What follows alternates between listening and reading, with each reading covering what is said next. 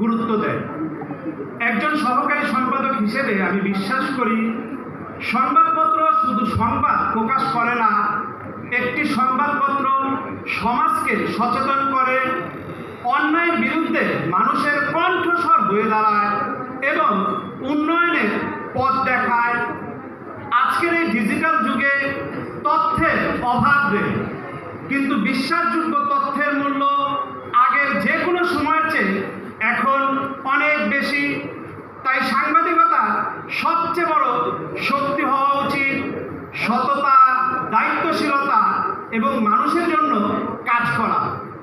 আমি আন্তরিকভাবে ধন্যবাদ জানাতে চাই জাতীয় দৈনিক দিন প্রতিদিনের সম্মানিত প্রতিষ্ঠাতা, সাংবাদিক, লেখক, কর্মকর্তা, কর্মচারী এবং আমাদের প্রিয় উপস্থাপক এবং আমাদের সম্মানিত পাঠকদেরকে। কারণ আপনাদের ভালোবাসা, সহযোগিতা এবং এগুলোই আমাদের সবচাইতে বড় শক্তি। জয় হোক সত্যের, জয় হোক বস্তুনিষ্ঠ সাংবাদিকতা।